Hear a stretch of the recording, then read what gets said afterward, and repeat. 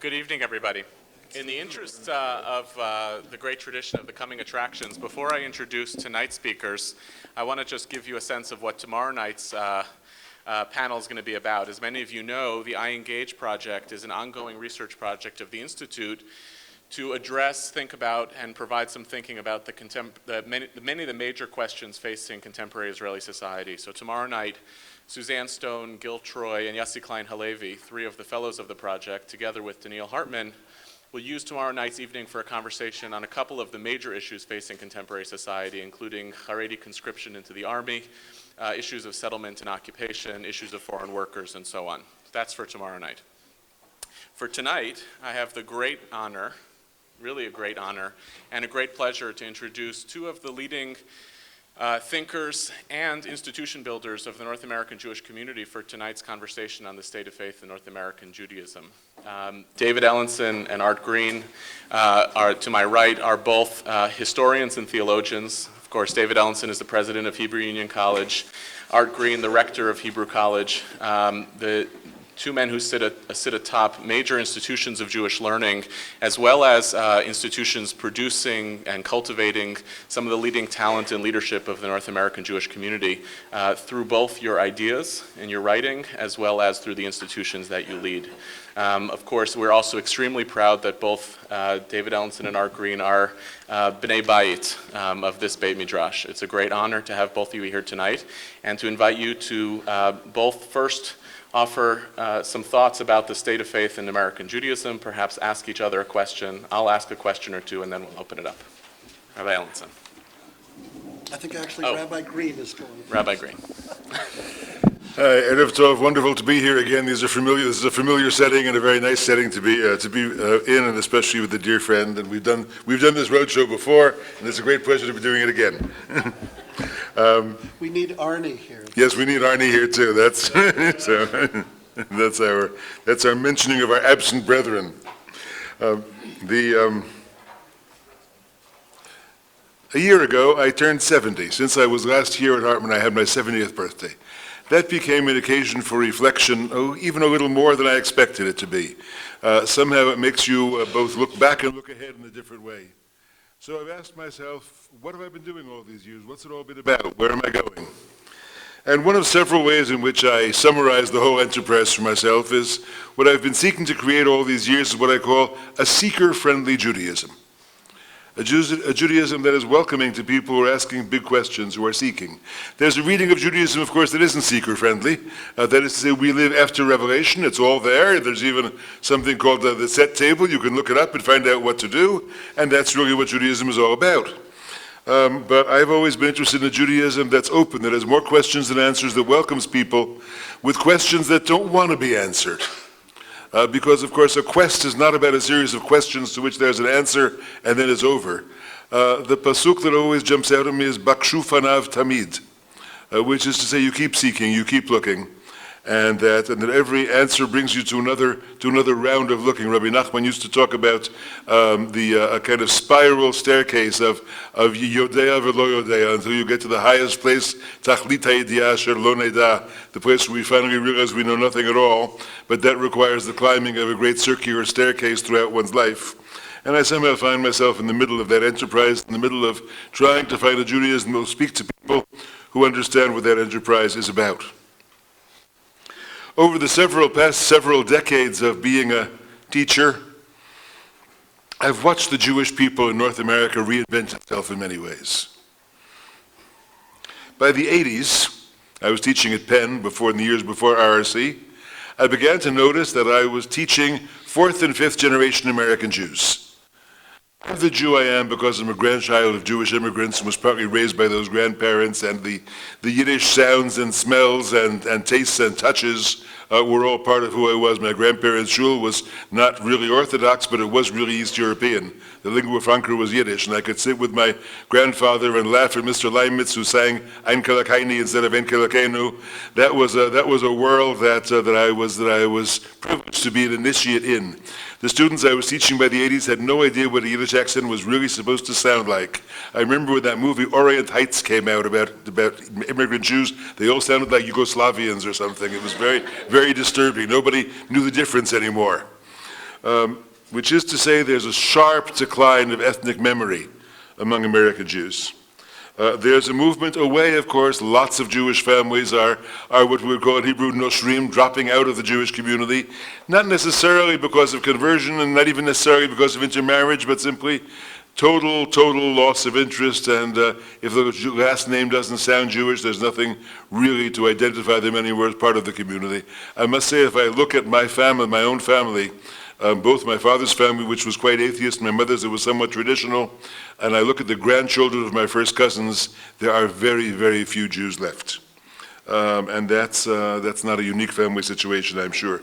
At the same time, I see movement in, not only of Gerei Tzedek, and we have some wonderful, serious Jews among Jews by choice, some of them coming to rabbinical school, which is a very welcome and interesting phenomenon, but as a person who trains rabbis, as a person who, for years now in 2 institutions, had the great privilege of sitting in on almost every intake interview, almost every admissions interview of a future rabbinical student, I hear personal stories and read personal stories and see things about people coming from the periphery of Jewish life, from far corners of, how can you imagine that this person rediscovered his Judaism, came back, and yet becoming serious Jews and wonderful Jews, and that movement from the periphery toward the center is also something very worth noticing and very, very encouraging. And many of you here, of course, are those people who know exactly what I'm talking about.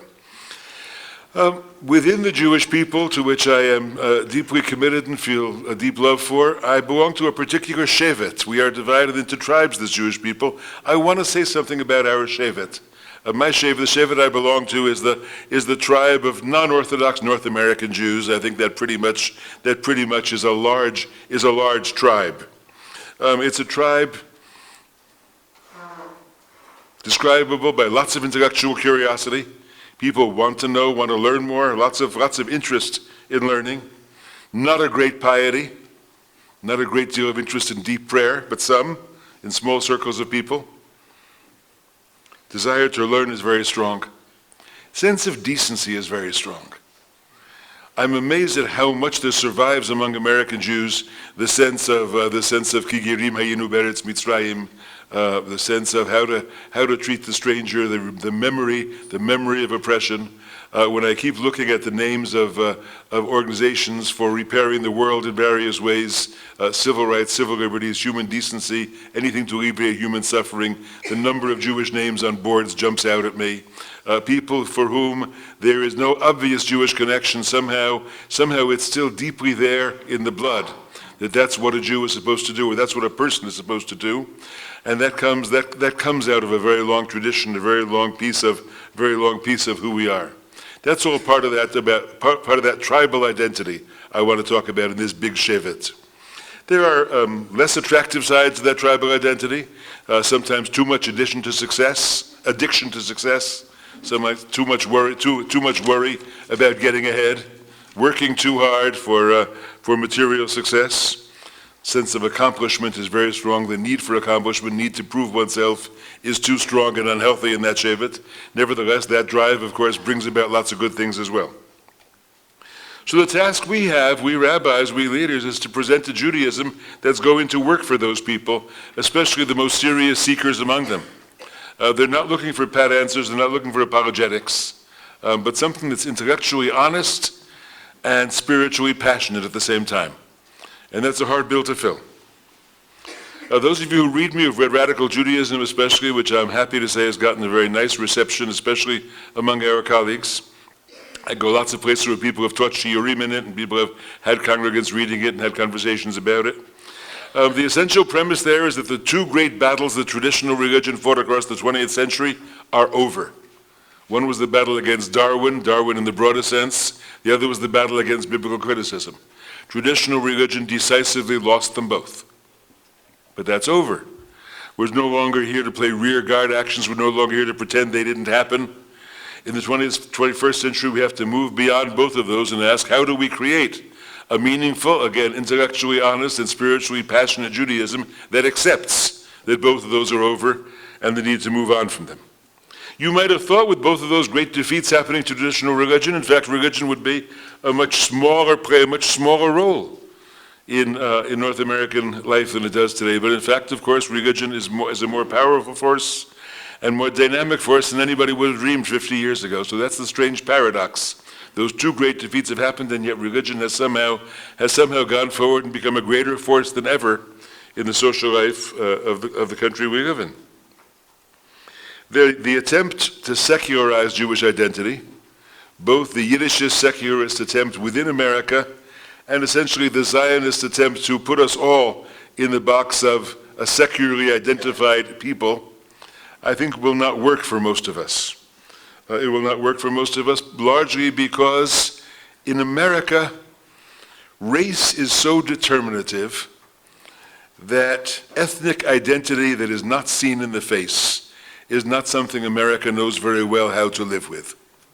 Look at your census form. It will ask you if you are African American, Filipino American, Korean American, Aleutian American, Pacific Islander American, or other, parentheses, Caucasian. Those are the ethnicities that America knows all about. Anything not racial, anything not in the face, it really still is expected that we are all, we and our Italian brethren are all meeting in Chinese restaurants after 3 generations, and that the game of separate ethnic identity is very limited. I'm not saying over, I'm not saying not tolerated.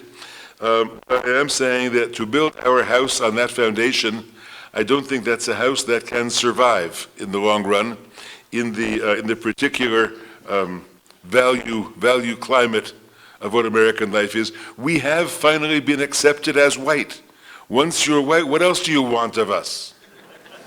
I had a fascinating conversation in my years at RRC on a board retreat when we were talking about intermarriage, mixed marriage as an issue, and Ira Eisenstein, the founder of RRC, who was then in his late 80s, was there, and he said, "They're willing to marry us. My goodness, these WASP families are willing to accept us. How can we object? How can we object? Why should the Jewish family mind if these people who kept us out for so long are finally willing to accept us?" The perspective, of course, of a different generation, and they meant it only half seriously. But there was something in that moment that was worth noticing. We are not only therefore, but we are a religious community.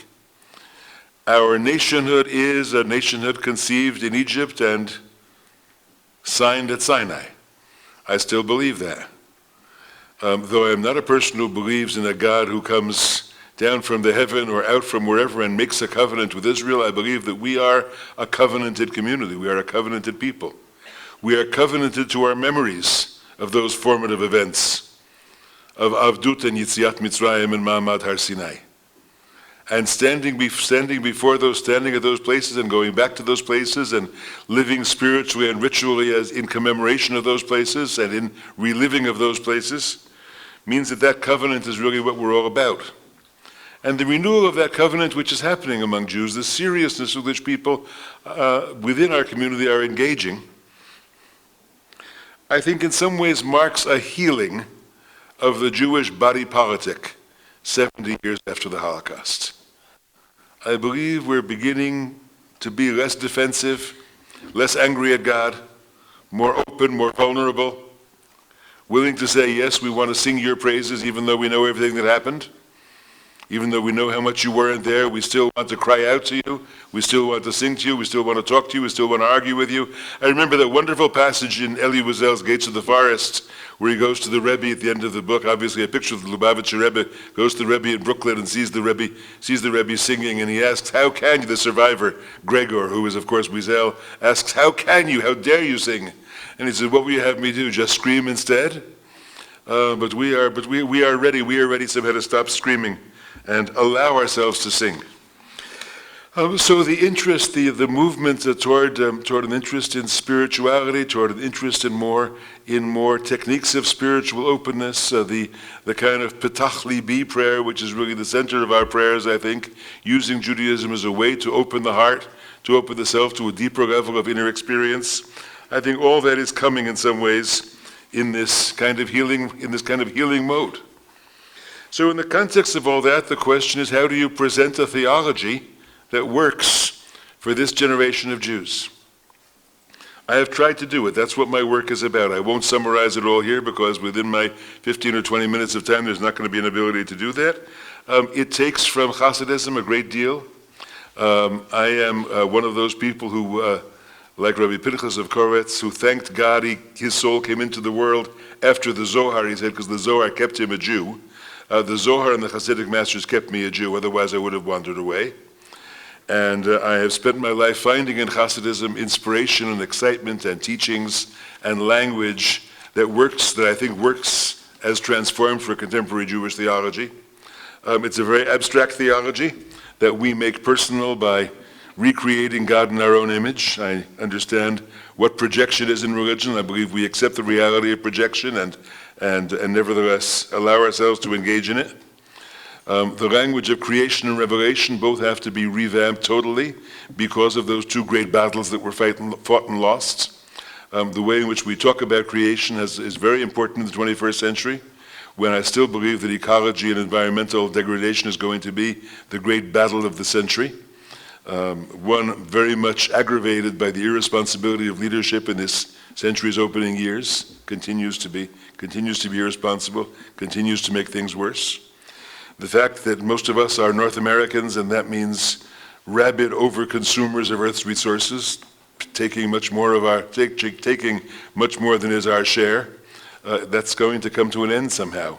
Whether it's going to come to an end in blood or it's going to come to an end in treaties, I'm not sure, but it's going to come to an end sometime in the middle of this century, and some of you will be around for that great change. Religion is going to have something to say about that transformation, and that's going to be a kind of creation theology.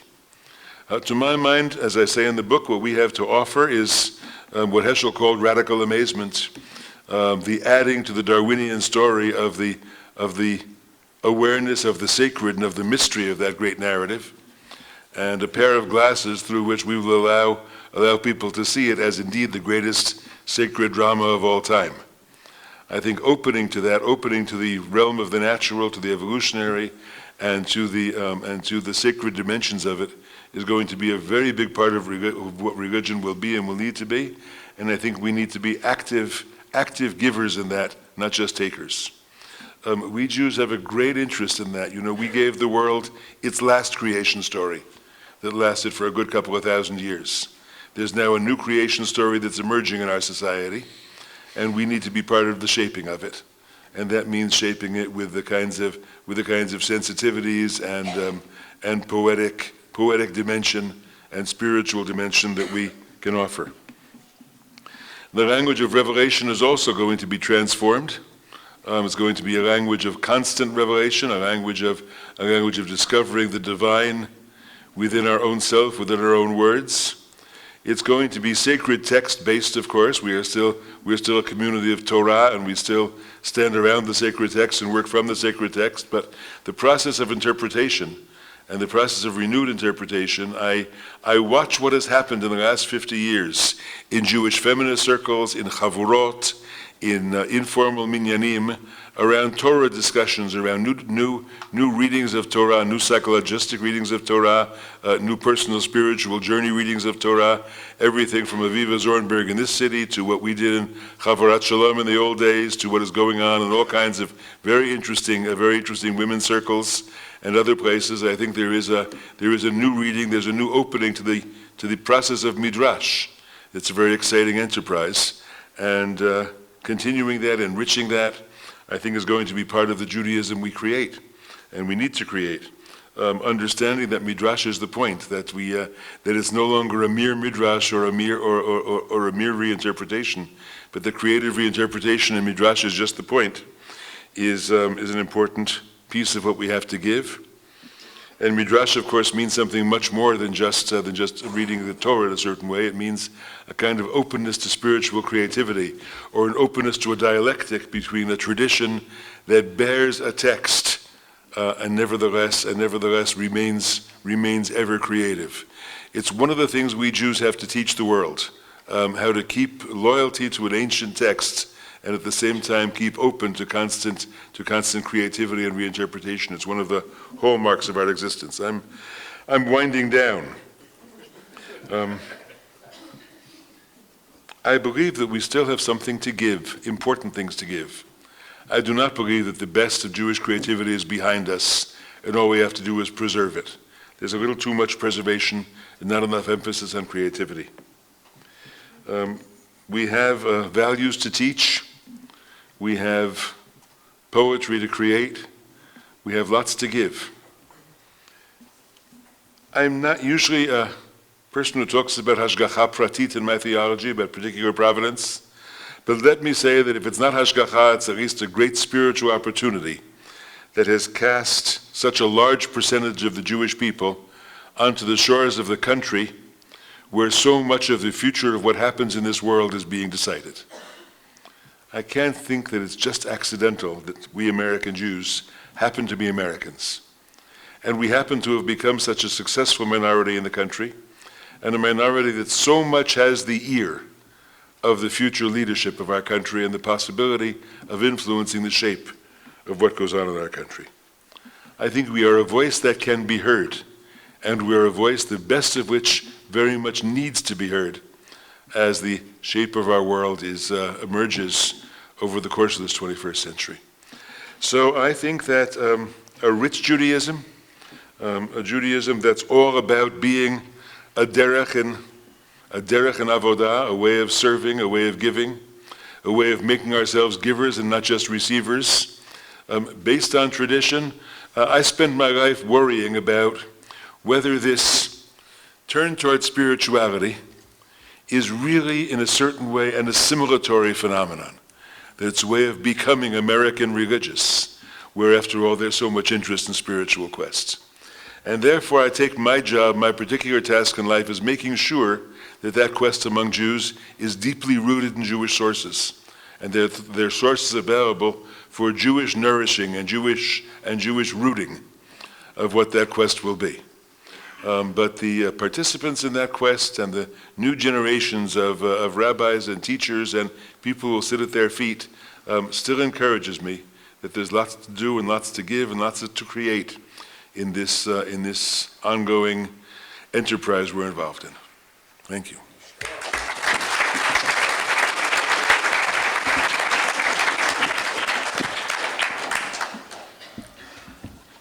It is for me, as well as for Art, a extremely great pleasure to be here. The introduction that Yehuda provided, I do feel a ben bayit in this particular institution, and am very delighted to be here. Always honored to be on the same panel, speak with and learn from Art, who is a Rav to so many of us, indeed, all of us. I would be remiss, and I want to just take 1 second, that I am at this moment also Talmid Shemelamed Lifnei Rabo. My teacher, Alan Latovsky, is here. I was very blessed in 1969-70 to enroll in graduate school at the University of Virginia, where Alan was the professor of Jewish studies. He had just come from the seminario in Buenos Aires, and before becoming a Hillel rabbi, I was blessed enough that he served for 4 or 5 years as a professor in the religious studies department at UVA. And I often think how fortunate I was. One talks about hashgacha pratit, that my journey brought me to Charlottesville, Virginia, and that he and his wife Jean were able not only to open their home to me and to my family, but that I was able to sit at his feet and learn Torah, and it was really he who inspired me to move on in my career. So whatever contributions of whatever type I've made in my current positions, I just want to acknowledge Alan and thank you on this occasion. In light of what Art said, clearly many of the directions that he posed or described in terms of North American theology today, I would certainly share. I think what I would like to do would be to provide, at least at the very outset, my own kind of analysis of what I think these directions are, at least what the sociological factors are that promote Jewish identity and faith in the beginning of the 21st century, and then try to move on to some of the theological themes that Art introduced, but to try to describe them in a slightly different way in terms of the kinds of challenges and I think solutions that the North American Jewish community searches for. And I would like at the very end to also attempt to bring up the issue of the State of Israel, which, while it may not be on the front burner theologically for all of North American Jewry, here I'll try to be normative and not descriptive. I think an understanding of what the theological significance is for the vast majority of North American Jews, not only Orthodox, but particularly non-Orthodox, is a crucial question that I believe we need at least to consider as we move ahead. In terms of trying to understand the directions in North American Jewry, and Art described very well the processes of assimilation, mazomer, what that means, liot meshulavim b'tarbut, what it means to be such an acculturated community. When Art talked about the issues of intermarriage and what it means for Jewish people, in quotes, to be white, Caucasian. I think of a book by a UCLA colleague, How Jews Became White Folk, and what that means for identity, Jewish identity in America. How is it we understand who the people are whom we serve and whom we attempt to teach and at times inspire and lead? And here I still return to the sociological work of Peter Berger, a Lutheran who taught for many years, indeed may still teach, at Boston University. Berger, of course, extremely prolific in his writings, but there are two writings of his that I would point to that remain crucial for me in at least understanding the directions that our community takes, both the kind of assimilatory directions that Art described, but also the directions that lead to a much greater search for depth and meaning on the part of many, many persons. And while Berger is not speaking specifically about the Jewish community in his work, but is talking about North American Jewry as a whole, I think his analysis is particularly enlightening for us as we attempt to understand the condition of Jewish faith in North America. And the two books of his that I'd look at, one is entitled The Heretical Imperative, The Heretical Imperative. Berger points out that the Greek etymological root of heretical, the Greek word heresis, means choice or option. The nature of what it means to be a modern person in the modern world is that choices and options are quite literally an imperative. They are inescapable. People leave their native villages, they immigrate from one place to another. There's incredible demographic mobility. The types of associational and kinship patterns that formerly promoted group solidarity, group identity, have, while not disappearing, been incredibly attenuated by the reality, by the condition of the modern world in which we live. So that options open at a dizzying pace. Art described the distinction between the students that he taught at Penn in the 1980s and the kind of world that he and I grew up in, though I'm much younger, I'm only 64. But the kind of world that we grew up in. When I was a boy growing up, if you were gay, the only place you had to live was a closet. Today, GLBTQ people can live out of the closet almost everywhere. I have former students who are gays serving as rabbis in Richmond, Virginia, in quotes, in heterosexual congregations. Unbelievable that this can occur. In the world in which I grew up, that would certainly not have been a possibility.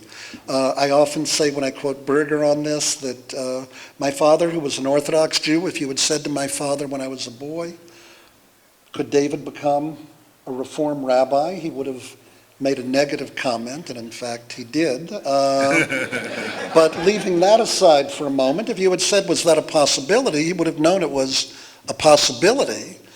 But if I would have said to him, well, and I think many of you know that my rabbi is Jackie, my wife is a rabbi.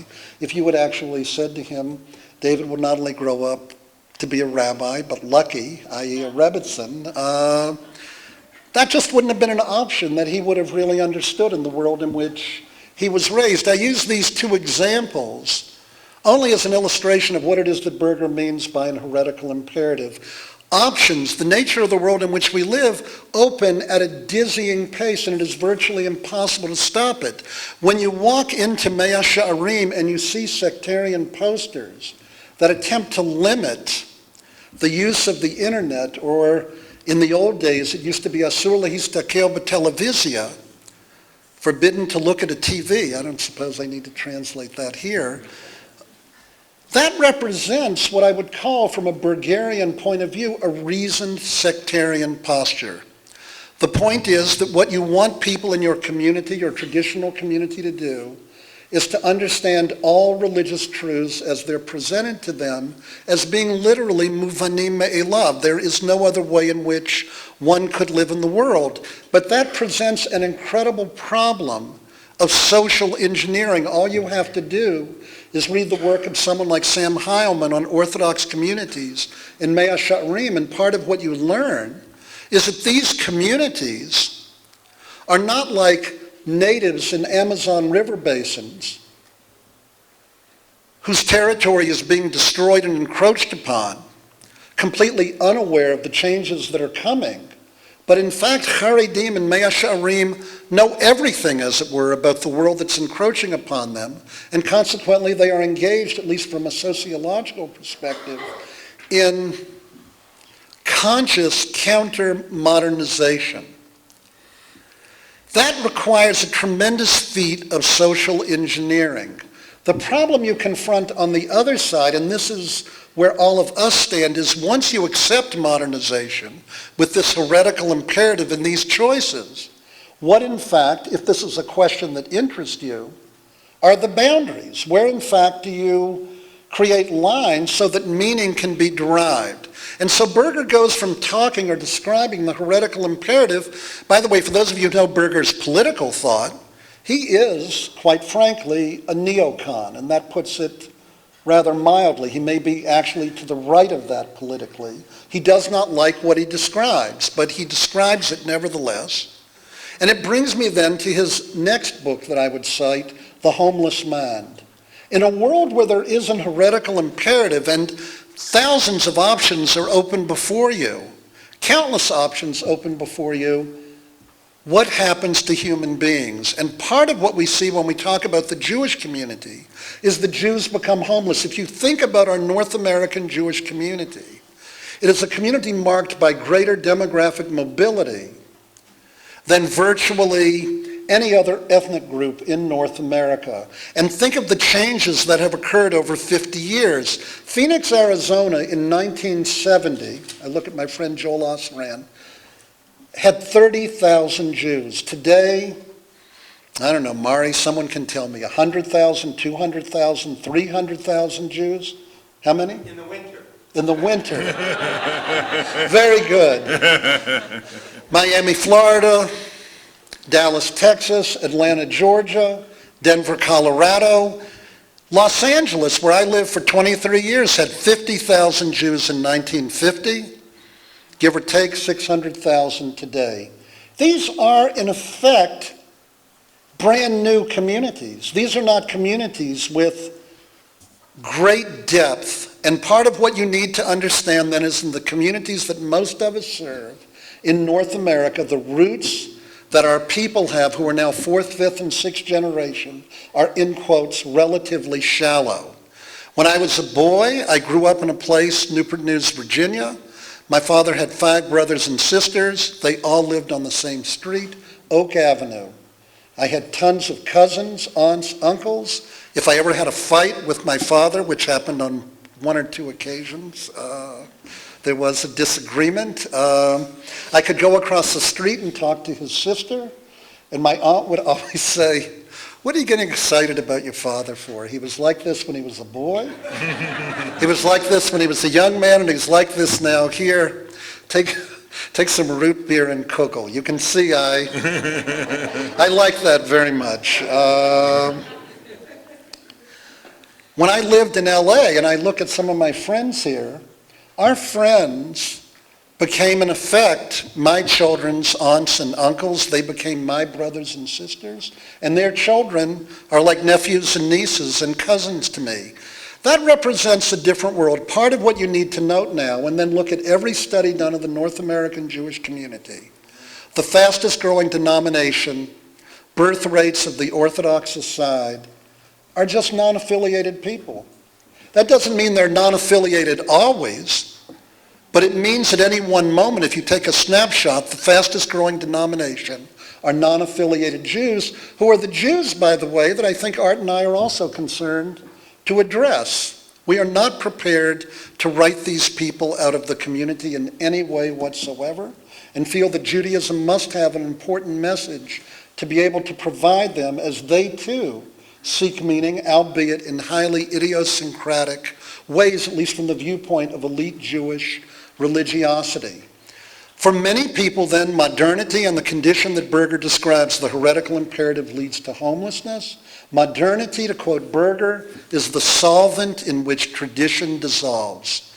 Those are the people that Art are talking about, who simply drift away, as it were, from the community. But Berger points out, this is what I also love about being a sociologist, you can kind of explain anything, and you have to worry if the same explanation describes two completely different phenomena. You have to be at least suspicious, I would say. Some people come to Phoenix, Arizona, or Los Angeles, or Denver, or Atlanta, and the first thing they want is to feel at home. And thus, people return to tradition with an intensity and a desire that was never true of an earlier generation. For people like my parents, who were all the children of Eastern European immigrants, my aunts and uncles, their Judaism was essentially an ethnic Judaism that grew out of quite literally the air they breathed in the community that they lived in. For people who choose to return today and who seek community, who want to go somewhere where everyone knows their name, part of what they want in your temples, synagogues, shuls, batei knisiot, what they want is a feeling of being at home. In a world where they feel homeless, where there's the homeless mind and where they have incredible uncertainty, they want a place where they can come to feel embraced, where people care about them, and to some degree, of course, in a world where secularization seemed to be triumphing, people want senses of certitude. The theology that I would now describe for you in light of this sociological condition is not a theology of certitude, and I would say that Art Green's writing, Rachel Adler, Judith Plaskow, I think the most exciting theological voices we have today in the 21st century, these are not what I would call theologies of certitude that tell us precisely how to live. Now, in light of what Art said about Darwinianism, revelation, creation, I do want to go back for one moment to Spinoza. Spinoza ushers in modernity.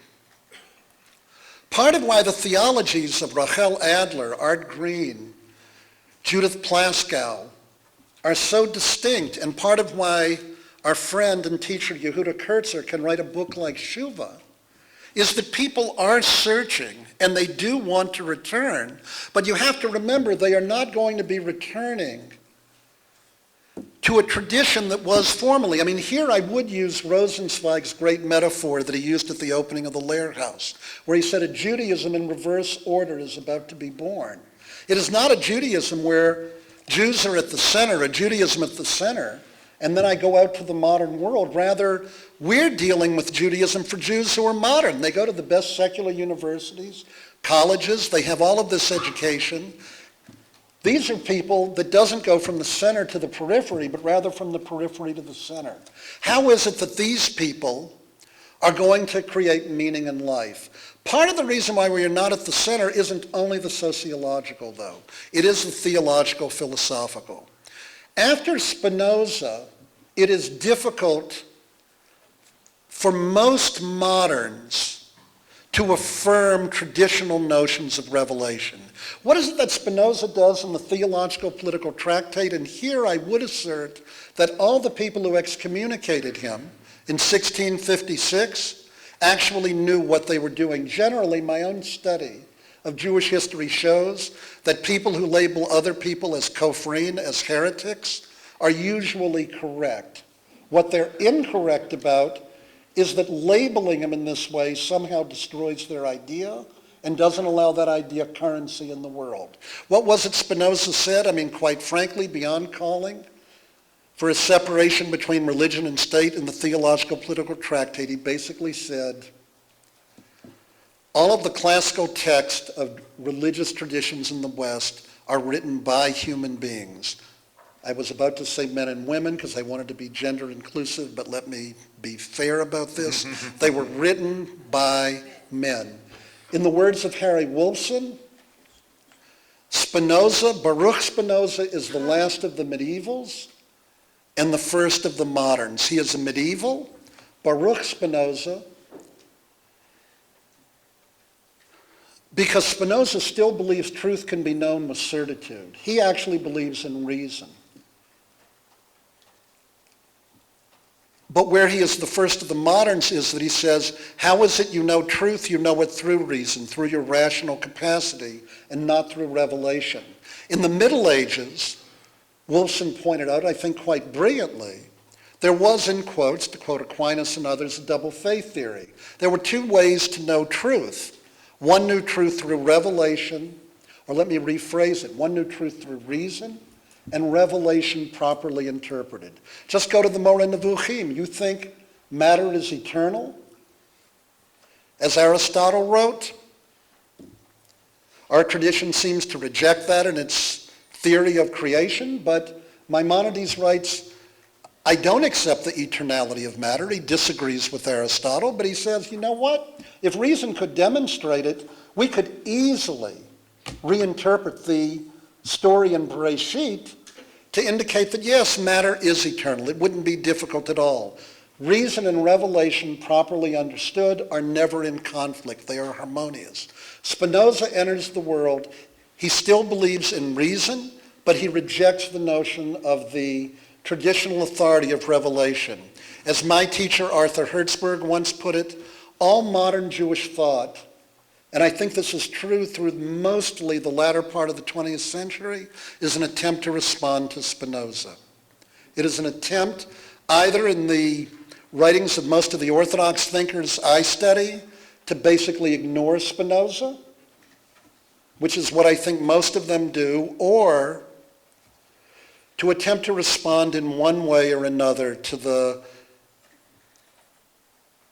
gap, the break, the fissure that Spinoza poses in terms of traditional religious authority. In the 19th century, and we live with this, I'd say through the writings of people like Eugene Borowitz, most of our thinkers attempted to respond to this challenge that Spinoza posed through what I would call, any scholar of this would call it, historicism. That is to say that yes, Judaism evolves and changes historically. After all, Wissenschaft des Judentums, the scientific study of Judaism, arises in the 19th century. It says that Judaism is not only in, but of history. So when you read a text, I mean, just think about the text we read. What do we call him? Moshe Rabbeinu. Well, where does the word Rav appear in the Tanakh? You don't have to study with David Sperling to know that it actually doesn't appear in the Tanakh, and it may well be the projection of a later generation back onto an earlier generation in order to affirm authority. How do you have the Eruv? Avraham Avinu, read Yoma, Abraham creates the Eruv. I mean, Ein Mukdam ve'ein Me'uchar b'Torah. There's no historicity, as it were. There are, as Jacob Neusner pointed out, archetypes in classical rabbinic literature that repeat over and over again. Tisha B'Av's coming, you'll see it. On that day, archetypes appear, but the notion that there's evolution and change, the 19th century comes and says, yes, you inherit a tradition. There are synchronic and diachronic elements to a tradition. You inherit a tradition, but then, given where you live and who you are, You come to understand and interpret that tradition in different kinds of ways. People from Sunz through Frankel and Geiger and others all believed that if you could just uncover the essence historically, you would have authority in terms of religious tradition. So it is interesting and almost comical from my perspective. You'll have a man like David Einhorn or Kaufman Kohler who'll do a study of ancient Jewish liturgy and discover, I don't know if this is really true, I'll leave it to the liturgists, but I know that Kohler and Einhorn said this, that the original Ahava Rabbah prayer in the Tannaitic period is 63 words. So if you read the original Union prayer book or the Olat Tamid of Einhorn, it has 63 words. I don't actually know how many words are in the traditional Ahava Rabbah prayer. I'll say 128, but I actually don't know. I'll just give it a number. As if studying this historically, historicism is the idea that history can yield an ought, that knowing what was can tell you what is and what ought to be. Frankel certainly believed in that. That's the whole fight he basically had with the Frankfurt reformers in 1845 at that famous Rabbinical conference. Zachariah Frankel, you remember the shortstop for the Cubs, but positive historical Judaism, he gets up and he says, my Judaism stands on the ground of positive historicism. Historicism, what does that mean? Positive historical Judaism? Judaism changed. We can't return to the letter of Scripture. After Spinoza, I can't pretend that all of this was given by God to Moses at Sinai, but positive history reveals to me Judaism is based on nationhood, it is based romantically on language, and it is based on halakha. To create a Judaism that is devoid of halakha is to bastardize the tradition, to make it what it never was and what it never ought to be. And as a result, people like Shimshon Raphael Hirsch censure him because their position is you cannot affirm the authority of tradition through history. You have to believe in divine revelation. But how is it you can go about affirming divine revelation? And here I think people like Borowitz, come to build upon the writings of people like Buber and Rosenzweig. And let me just try to talk about the two of them, get to Israel, and then we can have a discussion. Buber provides a different approach to revelation, and I would say to some degree, even as art looks to Chassidut and the truths that are contained in the Zohar, that one way in which one would understand how a 21st century person can come to look at it in this way is due in some ways to the work of Buber, or maybe another way to say it is, it's a way that I do it, so therefore everyone ought to do it in this way. And here I look at Buber's work, I, thou. What does Buber say? The reality of the world, if Sartre wrote in No Exit, people are condemned to be free, Buber would write, people are condemned to live in relationship. The nature of what you are as a human being is that you live in relationship. You live in relationship to the world, you live in relationship to other people. There are therefore two modes of expression. There's an I-it relationship or an I-thou relationship. I-it is not something negative for Buber. Without the realm of it, the world as we know it simply could not exist. But it is a world marked by consciousness. It is a world marked by consciousness and by calculation. I may like my dentist, but what do I want my dentist to do when I go there? I want her to be able to fix my teeth. And you know what? What does it mean to be professional? You may have had a bad day at home. When you get to the office, you need to act in a certain kind of way. Professional means that exactly how you feel is completely irrelevant. What matters is how you fulfill your function. An I-it way mode is one way of being in the world. Buber says without the realm of it, we as human beings, the world as we know it could not exist, but if you live in the realm of it alone, you're not truly human, because human beings have the capacity to experience I-thou, moments of immediacy and complete encounter.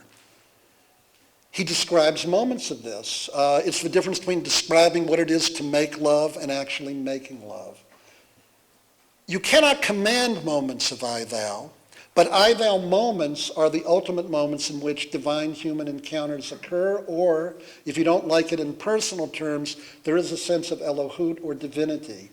In I-thou, Buber writes about three major moments in Jewish history where I-thou is experienced. One is Jesus of Nazareth. That did not make him popular with many traditional Jewish thinkers. He doesn't like the Jesus who is the Christ, but he likes the Jesus who says, it is written, nomos I it religion, but I say to you in the immediacy of this moment. He likes that Jesus of Nazareth. He likes the Hasidim. I don't know if he likes real Hasidim. And I used to always think that the debate between Shalom and Buber was a category mistake. Shalom was interested in describing Hasidim from a wissenschaftlich perspective. He wanted to describe them as they really were. But Buber talks about the meaning of Hasidut for modern people. And therefore, I think, and I turn to Art, I suspect he changes words all the time to get what he wants out of whatever these Hasidic stories are. But what do the Hasidim do? His Hasidim are antinomian, and they live in the immediacy of the moment. And finally, he gets to Ma'amad Har Sinai. It's actually the first. He doesn't like the rabbinic saying, the Talmudic story. God holds, of course, the mountain up. The people stand tachti tahar, that God holds it up and says, if you don't accept this, I'm going to drop this mountain on your head and destroy you. Rather, as it says in the Mechilta, God comes and holds it up as a chuppah, and God comes to Israel as a bridegroom comes to a bride. Part of what I would say that Buber teaches then is that these holy texts of the tradition that give us a sense of community and which are so rich and allow us to construct the kind of theologies today even that Art described, what I think is genuinely significant about it is that, yes, the Bible, all of these texts are written by human beings, but it's basically so what? These are human beings who are trying at their best to capture a sense of divinity in the world. And I'll end then with my mother's statement. When I once asked my mother, how is it you can possibly believe that all of the Torah was given by God from the heavens at Sinai? And her response would be, said, I don't know if men wrote or didn't write the Torah, but she said, even if they did, these at least are books and texts that try to describe how people ought to live in the world, so that if God were a human being, God would be happy to be a guest in your home. That is what I think the ongoing message of Jewish tradition can and ought to be. I think in a world marked by an heretical imperative and a homeless mind, where people still have a need for community and meaning, and as they're explored in the works of people like those I've mentioned, I think this is still a path of rich depth, and it is one that I hope that we can employ to create a language of meaning for the Jews whom we continue to serve today, both in North America and in Israel. Thank you.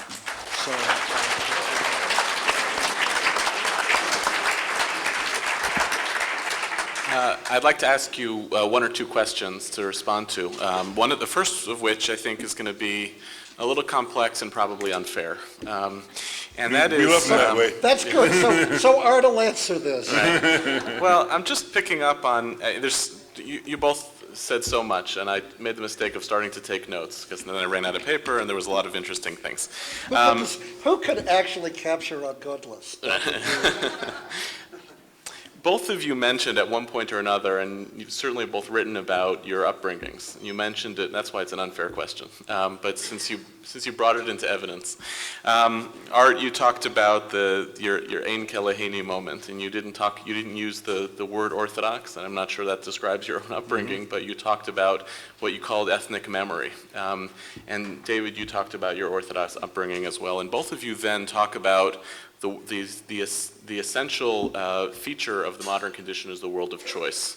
And in many ways, you both, as theologians, as activists, as thinkers, as innovators, have operated within a prism yourselves of choice in its most complex and rich form, which is having access to an ethnic memory, a life of a tradition, a deep knowledge that was part of your upbringing, and choosing, therefore, a theological and personal Jewish spiritual path that is other to the one that you perhaps grew up with.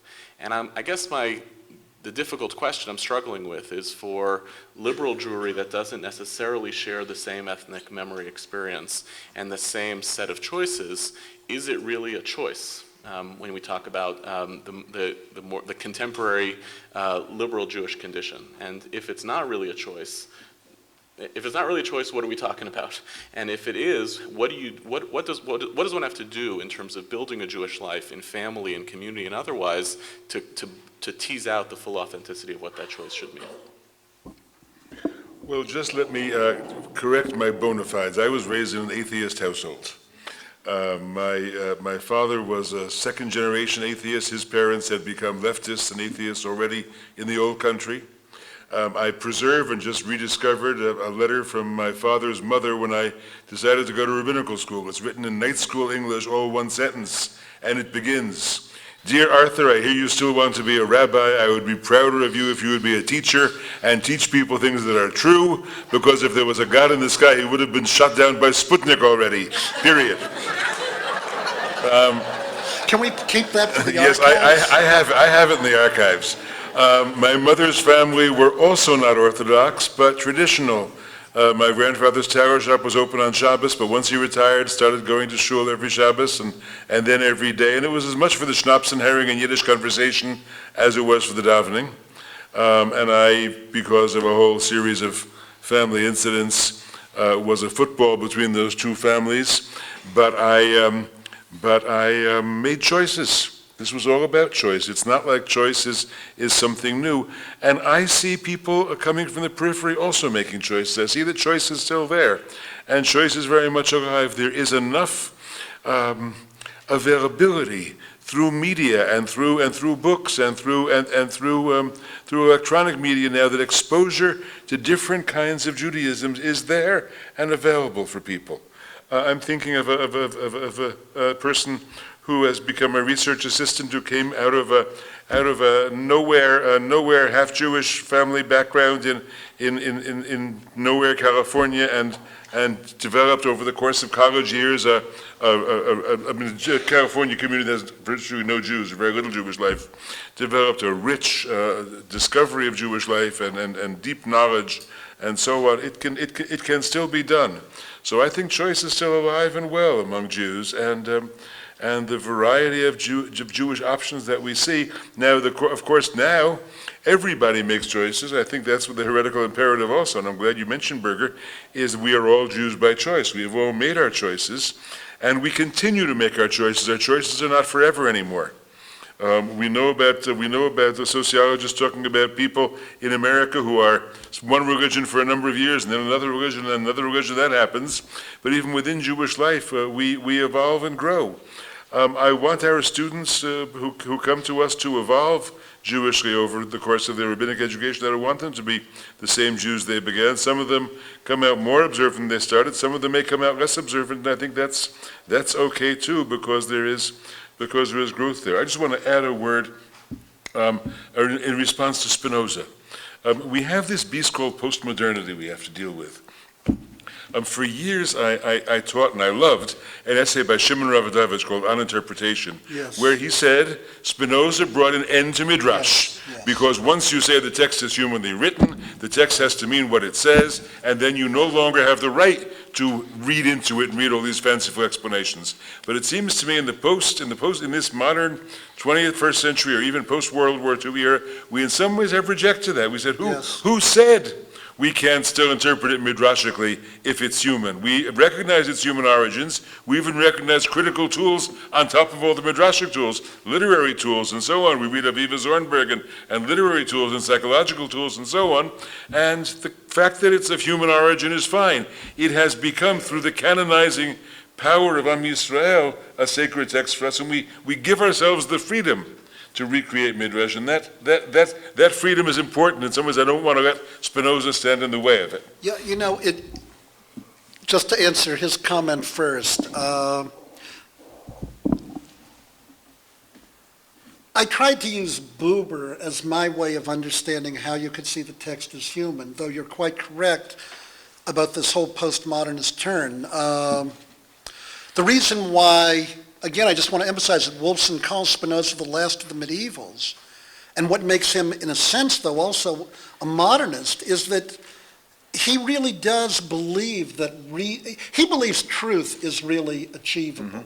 In that sense, he's really at one with those before and after, and the people like Frankel and others that I described still believed in that. I once wrote an essay on Ravidovich's On Interpretation, and my critique of Ravidovich was actually, but Ravidovich ignores what it is that Spinoza did. In other words, it's a modernist critique that I offered at that time of Ravidovich. In other words, don't you realize Spinoza does end the whole thing, but even what you, Ravidovich, are attempting to do in your works, like Yerushalayim Bavel, you can't go back to the text. I was critiquing even Ravidovich for his attempt to do it post-Spinoza, but I think I have changed a bit as I've thought more, for me at least, in Buberian language about how the text, might be imposed. Though I will confess,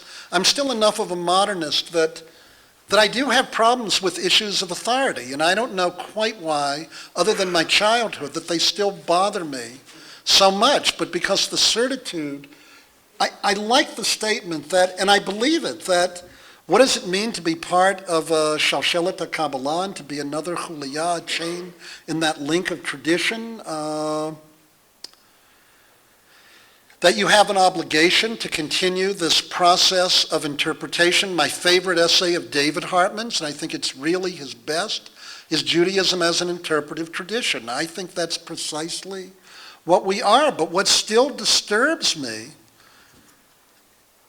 is that, is it enough to say that, well, Am Yisrael and the sacrality that our community has attached to these texts for thousands of years are enough? Though I have to recognize in my own life, I study elements of these texts every single day of my life, and they certainly command me and they internalize me. When I say command, I don't mean in an apodictic fashion, but I internalize their truths, and they move me to act, and I spend my entire life devoted to what I would call, at least the hope of the ongoing relevance of the Jewish people. In response to your question, Yehuda, I would say much of what Art said. The fact is, people choose all the time, and while I recognize that there are more people in the vector who are moving out, there are countless numbers of people who move in. I am amazed when I look at my students at the Hebrew Union College, many of whom, not all of whom, but many of whom come from non-observant homes. A large percentage come from homes that are intermarried. I'm not now speaking halakhically. They may have Jewish, non-Jewish fathers, Jewish mothers, but these are people who make the choice every single day to have Judaism be something central to their lives and in their concerns. Do I wish that this non-Orthodox world in which I live had a richer sense of a deep tradition upon which to build? Yes. The answer is yes. In that sense, I will say I tend to be envious of the Orthodox community. Several years ago, Rabbi Lamb invited me to come to speak at a kollel at Yeshiva University with about 30 of his rabbinical students. Not one student in that kollel by that point hadn't had, 18 years of intensive Jewish education. They had started at 3 or 4 in a kindergarten. Every one of them had 12 years of day school. Most of them had gone to Yeshiva College, and they were now students at REITs. What I wondered about with them is what's going to happen when they're rabbis in Phoenix, New Orleans, et cetera. I mean, how are they going to respond to the realities of the world that they're about to now confront when they leave Teaneck, the Upper West Side, et cetera? But that's a different issue. These are students whom you would teach, quite frankly, in a different kind of way, with a different kind of vector. But with that said, I think in a world of heretical imperatives, the challenge we have in the non-Orthodox world is, how do we move people to engage in more serious learning that allows the kind of choices and options that you describe to be more frequent? And yet, I think those phenomena are there, and you can just look in this room and see countless examples of these people. Us. I have more questions, but I'll open it up to actually Michael in the back. Israel, good. Yeah, I never really got to that.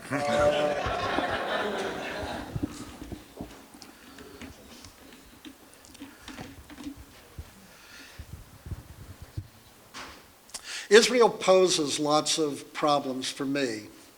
I know I'm the only person in this room who feels Israel is problematic in any way whatsoever. My whole being is connected to the Jewish state. When Art talked before about a kind of ethnic Judaism in many senses, in which I was raised, State of Israel is really very much at the core of my being. I look at the Megillat Ha'atzmaut, the Israeli Declaration of Independence, and I go, great. This is really the state that we all want. And I go out of my way to find rabbinic responsa written by rabbis in this country that talk about the need to protect minority rights, to give full and equal citizenship to Palestinian Arabs who live here. David Hartman once told me that he likes my responsa. He would call them David Ellenson's greatest hits. What I like about not being halachic is I look at 200 responsa that I don't like so much, and I don't really publish them or write about them, and then I find one, oh yeah, that's a good one. And then I publish that one and translate it and say, look, the halakhic tradition's incredibly flexible, wonderful, and We know the game. well, it gives me a certain degree of liberty and choice in that way. I also will admit that I consider myself to be, in quotes, a failed Zionist. And by that I mean that I always thought that I would make Aliyah, and to this day at 64, never know quite why I didn't. I mean, I have a story. We all have stories. I lived for 1 year on a Hashomer Hatzair kibbutz. That was an interesting experience. Mishmar HaEmek. I then stayed here for another year, and I began studies at Hebrew Union College. One of the things that attracted me to go to Hebrew Union College was, frankly, the Year in Israel program. It let me stay an extra year. And there was a program, Joel Osseran may know the name of it. David Foreman met with me. I was going to be an advisor. It was on one of the kibbutzim here. C-A-Y? I don't know. Anyway, I thought that maybe I'd do that and drop out of rabbinical school, but I did want a doctorate, and I went to see a man who later became a teacher of mine, Professor Yaakov Katz, and he said, good, bo hena tateshev, tuchal lemod kan b'universita. And I said, that'd be great. And I said, well, ma dorshim mimeni k'dei lekabel et doctorate. And he said, al tidag, don't really worry, you'll come, you'll sit at the university. And of course, everyone I knew was doing a doctorate. It seemed to be like a 15 to 20 year class. And frankly, getting a PhD at Columbia was like a cakewalk compared to this. And I got my job and then started teaching at Hebrew Union, and though have been back here on numerous occasions.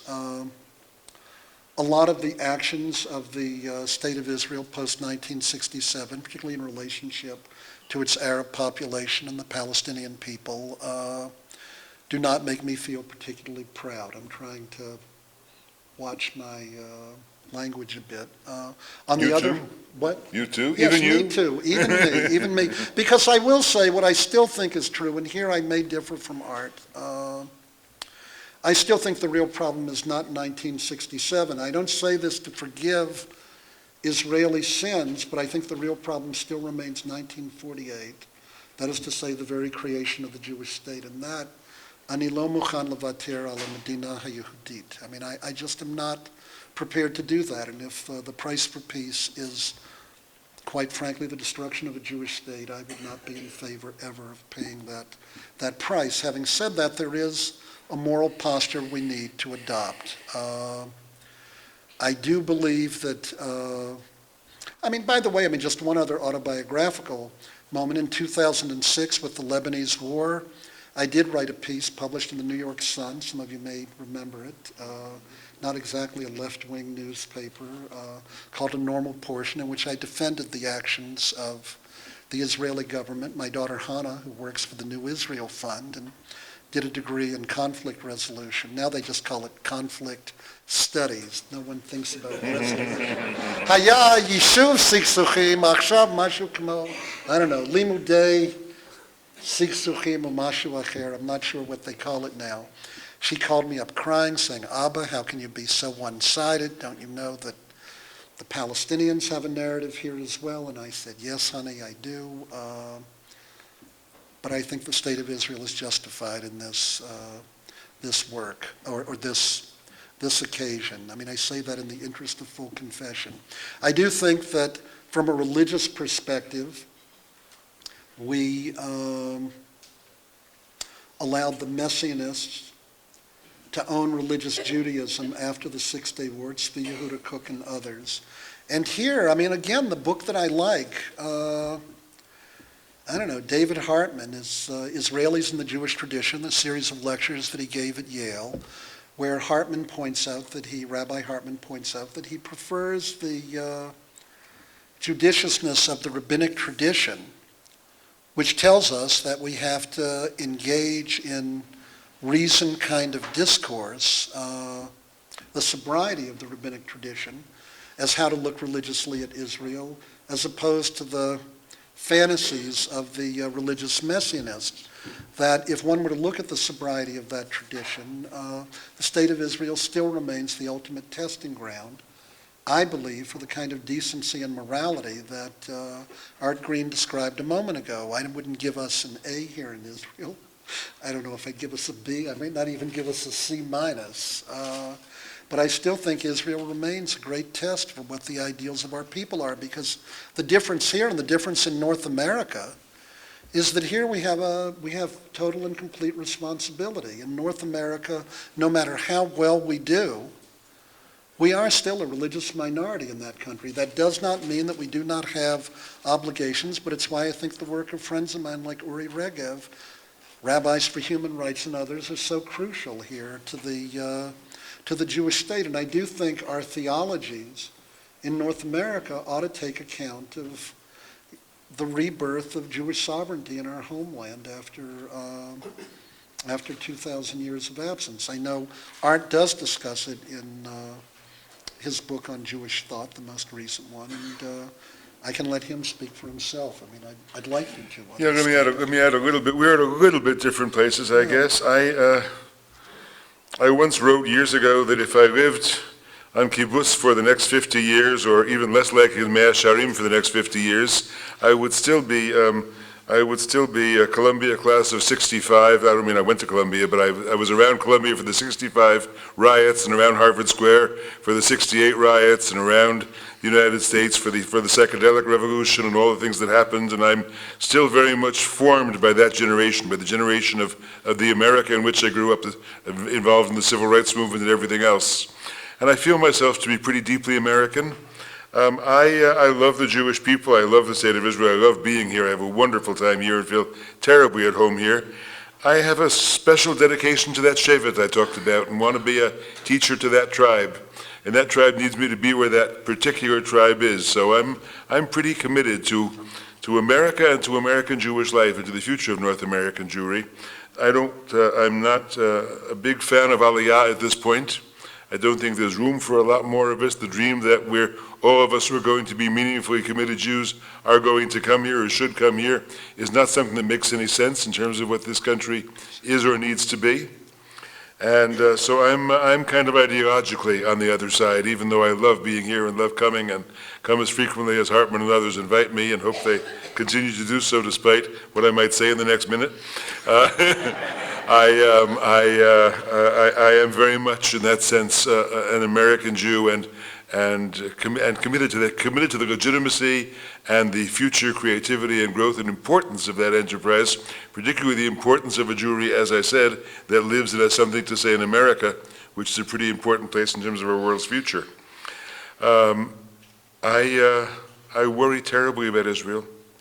I worry that the behavior is self-destructive. My books are not David Hartman's book on Israel, but are Avram Burg's book on Israel, and much of what Peter Barnard has to say, although I don't like his suggestions at the end, I think they're trivial, but his analysis I think is pretty damn good. I worry about it constantly. My line is, friends don't let friends drive off cliffs. And I fear terribly that Israel is driving off a cliff. That is to say, the future of Israel requires a two-state solution. And the more we do to make the two-state solution impossible, I think the more we are compromising the future existence of the state of Israel. And therefore, when Israel does things, continues to do things, and I'm not talking about what the other side does, there's plenty of blame on the other side, please understand, I'm not diminishing that for 1 second. But when Israel does things that make the future existence of Israel requiring two states less and less likely, I think we have an obligation as Jews and as lovers of Israel and as friends to speak loudly and clearly. Yes. This is, I believe, more for Rabbi Green, but I'd love to Rabbi Ellenson's comment too. I am very interested in a place, or if there's a place for a meaningful Messianic tradition in liberal Jewish life today. And when you spoke about one of the characteristics of North American Jewry is common decency and being interested, in civil rights and social action. And I hope I'm quoting you correctly, but I believe you said that now, rather than waiting for Messiah to redeem us, that we redeem Messiah. And I wanted to ask if you see, those two phenomena as related to one another, and if you hold or if you would articulate, any kind of Messianic vision for North American or for Jewry today. I remember years ago thinking, that denominational lines were silly. I thought that for a long time, but that there are two kinds of Jews. There are Messianic Jews and non-Messianic Jews. Messianic Jews in those days, when I thought about this, included Gush Emunim and Chabad, and my friend Arthur Wasko, who sort of believed we could create the great social revolution and transform society, and maybe my friend Zalman, who believed that once the new age of Aquarius was upon us, we would all open our minds and our hearts in different transformative ways. And then there are non-Messianic Jews. Non-Messianic Jews who believe that what the Talmud calls Krach Gdolah Shel Romi, the wicked city of Rome, is going to be around for a long time, and all we can do is keep a little candle burning and some decent decency, some decent humanity in its shadows, and wait until maybe the Rabbinic Shalom decides to send Mashiach, but that we are not actively pursuing it. It's kind of Rabbi Yochanan ben Zakkai versus Rabbi Akiva, if you will. I'm a Yochanan ben Zakkai Jew. I think our job really is to keep that light burning, take Yavna v'chachameha, make a few more Yavnas, and see what we can do to make our world a more livable and decent place. Yes. I have two questions, if I could.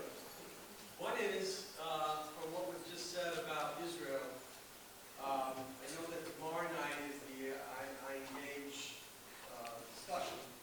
And I've been having a lot of discussions with some people in that program, feeling that that program doesn't really address the issue of what does, or I'm agreeing, what does Israel mean to the Shevet in North America?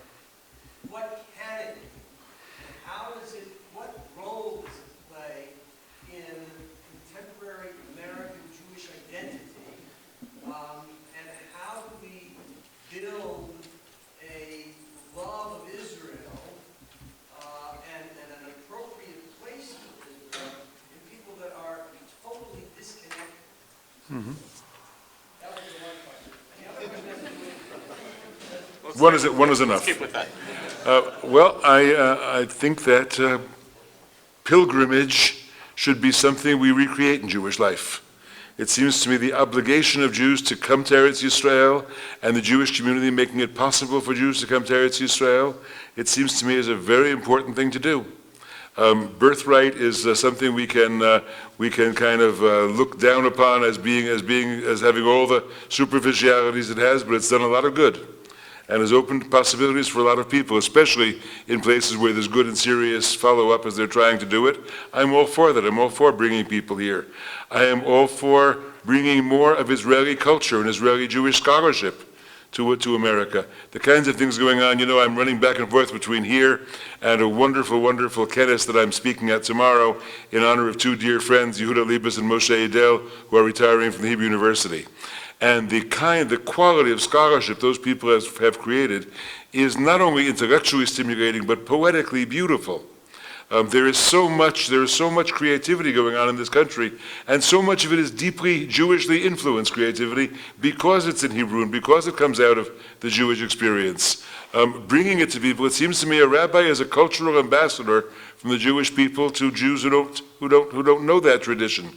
And that means bringing lots of what's going on. And yes, it means bringing the Mishnah and bringing Rashi and bringing the Chumash, but it certainly also means bringing Israeli poetry and Israeli art and Israeli creativity, and highlighting that as part of our single people's work. So I think that Shevet, which I happily belong to, can be very much and should be very much involved in Israel, and I want it to be. Now, Israel does things politically and socially that make that task harder, because for a good many Jews, there's a lot of turnoff when it comes to Israel, hearing what they do about what goes on in the West Bank and the lack of equality given to Arab development projects and so on. So there are things to complain about that Israel does that make it harder.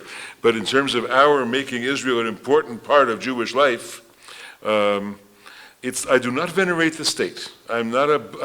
Theologically, I like to say the state has no particular place for me. I worry about theological veneration of states. In that sense, I call myself a religious Jew and a secular Zionist. But my secular Zionism is pretty strong.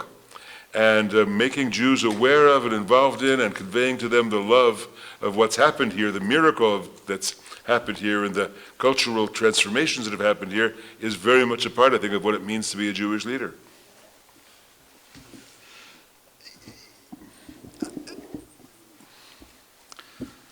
Since Ravi Dovitz was mentioned before, one of the images that he creates that I think really does animate me, and I hope it would animate my students and all of North American Jewry, isn't in the sense, or isn't even necessarily looking at Zionism as Merkaziyut, the centrality, but rather Ravi Dovitz uses the image of an ellipsis, where you have Bavel v'Yerushalayim, Yerushalayim and Bavel.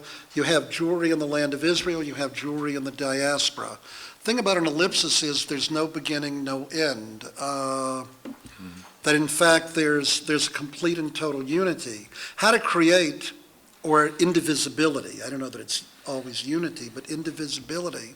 There's no beginning, no end. And I think the task we have is how is it that you instill Jewish peoplehood in people who, for the most part, or oftentimes are really, in quotes, highly assimilated. I, by the way, think that the problems that North American Jews have with Israel, or the lack of identity, and here I don't agree completely with Peter Beinart, even as I recognize elements of his critique are valid, are not because of the political actions of the State of Israel, but simply because of the indifference that many Jews have as a result of assimilation to the realities of Jewish peoplehood and commitment. I would not venerate the state. At the very same time, I don't venerate a state of powerlessness. In other words, here I do follow Yitz Greenberg. There was nothing that was particularly holy about Jews not being able to defend our own children during a period like the Shoah. And in that sense, I'm not ashamed to admit that I am glad we have a state of Israel with military power. Here I quote that great sage Woody Allen. I think it's a great idea for the lion to lie down with the lamb, as long as the lamb has a gun. I'm happy we have a gun. None of this excuses... We're not different on that. None of this excuses the types of things that aren't described, and I think I would share in that critique, but having... I don't know, this may be what distinguishes me, perhaps. I don't know if it distinguishes me. It divides me, sometimes I feel, from my friends, even including my friends in Israel, and the problem is, how do you ever get narratives straight? And you don't probably ever do it, but I think in order to make peace, you need really two sides. What we often do makes that more and more difficult, but I can tell you a divorce occurs when one party decides this just isn't worth working on anymore. And for me, and I do read this history from one side and not another, although I think I'm open to the other side, and where I differ radically from many of my friends, both in America and in Israel, is that I honestly do believe there are many occasions in which Israel would be willing and has been willing to make peace. And I do not believe, it's hard for me to say this, I don't usually speak so directly politically, I still don't think we have an equal partner on the Palestinian side, and that is just how I feel about it, and I don't want that to excuse unconscionable activities that are in which so many Israeli Jews engage. I mean, when I lived in Givat Sarfatit a couple of years and taught at Hebrew University, and you go down the hill, and you look at that Palestinian village, and you just have to wonder, why does the state of Israel not give these people paved roads, electricity, water? It's shameful. I mean, there's not any question about that. So I hardly hold the state of Israel blameless in this, but simultaneously, I believe in Israel, as a Merkaz Ruchani, as a spiritual center, so it is wonderful that we have a kenes like the kind that Art's attending tomorrow. We have this institution. And at the same time, I'm glad we have a land that, this is probably not the best way to put it, but that the cost of killing Jews in the world we live today has escalated over what it was 70 years ago. And I will not apologize for that reality. I'm not saying you were asking me to. We are an inch or two apart, not more. Okay, so I'm going to ask for 3 quick questions, and then you can choose whichever one you want to answer, and we can go with that. Chaim, then you, then Tony and Jack. I do feel that I'm not white. I know Karen Brockman very well. Yes. But I do feel that very strongly, and that's a mistake. Just a matter. What? B'kol Ram.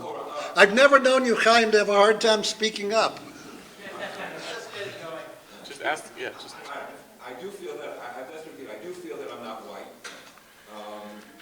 And I also feel that we haven't heard anyone mention, at least in terms of American Jewry, a real serious decline in literacy and how we approach that. And finally, a change in the complexion in the American Jewish life regarding a value on intellectual life.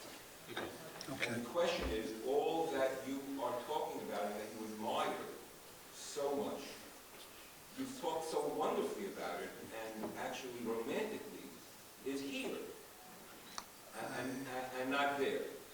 I really don't agree with that. Yes? My question is a demographic one, how you see it changing America. The Judaism that I have known in the United States, in North America as a whole, is a profoundly liberal one. And yet when we look at the demographics and how they project forward, it looks very possible that myself or my children will live in a country where that is no longer the case, where Judaism will become perhaps, or North American Judaism will become perhaps a majority Haredi Judaism. And at the very least, that is a demographic reality that's shifting. And how do you see that changing liberal Judaism, changing American Judaism? Okay, Sue, last one. Question for Rabbi Ellenson. I'm wondering if in the era of Berger's homeless man, and the Jews uprooted from this real experience and tradition, do you think that the notion of informed choice still holds valid? Is it what about informed choice? Does the notion of informed choice still hold valid? Oh, okay. Well, you want to go first? No, you go ahead. Yeah, look, I think all the questions have things in common. Look, there is a changing demographic reality. whether in fact we'll have a majority Haredi community. I mean, look, I just saw the New York population study. 64% of children under 18 apparently are Haredi. Or In the city. In the city. I'm not so, I don't know, I can't, I find that demographic forecasts are uncertain. I mean, the nice thing about talking about the future is you can't be empirically disconfirmed. But it's hard to confirm it empirically. Look, all of us know the famous article, what was it, 1960, The Vanishing American Jew, and, we're here. I think Yoni and Chaim, your questions, I think, are somewhat similar. I think informed choice is possible, but that's our task then, to make people, as it were, more literate. I mean, I see your point, Yoni, as really a variant of what it was that Yehuda was asking. And Chaim, I guess I'd say on some level I'm surprised. In other words, all I have to do is live in Los Angeles, and I see the vibrancy of Jewish life. There are thousands of people who take Jewish studies classes. I mean, we talked about our immigrant community that had a strong Yiddish neshama. Of that, there's no question. I actually think my father, who was an observant Jew, who put on tefillin every day, etc., I think if you had asked him, though, when did Isaiah live and Yochanan ben Zakkai, I don't think he would have had, the Tanaim. I mean, what are they, some band you're talking about? I don't think he had, as it were, kind of any Jewish knowledge. I don't say it with disrespect. I just don't think he had any, and he spoke Yiddish, but I don't think he had any real Jewish knowledge of any consequence whatsoever. The growth of day schools in North America, even as it just represents a minority, the creativity that I see in all sorts of places, I don't contend that it informs a majority of North American Jews, but I might want to argue that there's even greater. I don't know that it has to be compared in quite that way, but I could argue that there's greater Jewish creativity in North America now than there is even in Israel, and all one has to do is look at the plethora of Jewish books and other things that are written. I think it actually, in some ways, it's a golden age. I mean, the last comment I'd make, I always think of Charles Silberman's book. I think it was written in 1985, A Certain People. I wanted to call that book Halavai, because he described all the revival in North American Jewish life, and it was beautiful. Everything he wrote in that book, there is not one untrue statement in the book. That's the part I'm surprised you don't affirm. What he ignored was everything negative that was occurring in Jewish life. So Halavai, it should only be that way. And maybe for tonight, we were a little too romantic, but I think here, I would say as president of a rabbinical college, my she'ifah, my aspiration and the challenge to the people I ordain and the people who study is to go out and quite literally change the world. The last word I'd say then is that, in regard to even the question about Messianism and Tikkun Olam, I thought a number of years ago, I went on a Saturday evening during Thanksgiving weekend. My wife Jackie, Deborah Lipstadt, a number of us, we went to a concert by Arlo Guthrie. And I'll never know why he started talking about Tikkun Olam. I have no idea where he got this from. And he started talking about the idea, and he said how much it bothered him. That he said he thought about it, and he thought, repair the world? He said, how can you repair the world? He said, look at the world.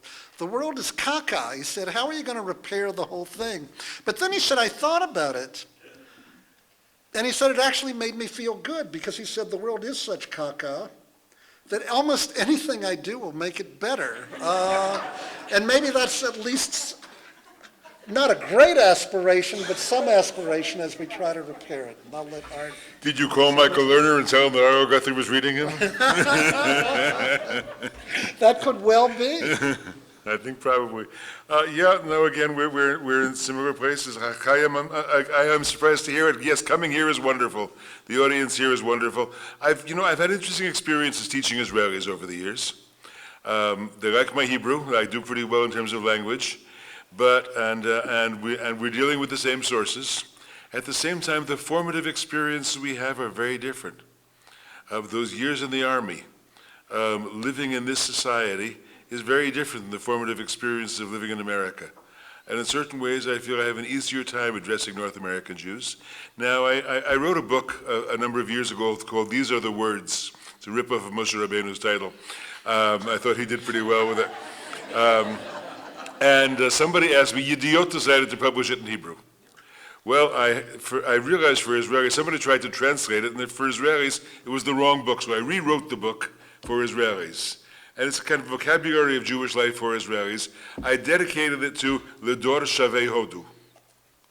And it may be there are people coming back from India, people who come back from that now almost required Israeli half year in India or in Thailand or something. There they can discover a spirituality toward which they don't have to have a chip on their shoulder like their parents did. Some of them, of course, come back and open shiatsu centers here in Israel and everything else, and bring all kinds of Eastern spirituality to Israel. You can read about it in Chaim Acherim magazine if you want. And others become Nana Nachman Breslovers, which, despite what you may think, does not make me very happy. But some of them will come back and look for something else. And I think there are possibilities of a new approach to Judaism happening in this country. And some people are studying that and talking about it and seeing it. We have one of our graduates who's an Israeli who studied with us and then did her last year here at HUC in Jerusalem, who is now serving as rabbi on her husband's family Shomer Atzeir Kibbutz. Very interesting And thing. soon the state will pay for her. Things like that are happening. We hope so. So I think there's movement here, but I think there is still lots of creativity in both places. Is literacy declining in the United States? Yes, that's because of things that are happening everywhere. The internet is going to have the same corrosive effect on literacy here that it's going to happen in the United States. Maybe it'll be 5 years later here. I'm not even sure of that. But I'm not yet, neither you nor I is yet ready to give up on the legitimacy and value of books. So I want to thank both of you tonight, not only for your words, not only for the leadership that you embody, but in particular for the optimism that underlay both of your presentations, which in conversations about the state of anything in any Jewry is actually really a rare, it's a rare breath of fresh air, and in particular on a topic called the state of faith in American Jewry seems to me like an affirmative spiritual act that you've both undertaken. So thank you.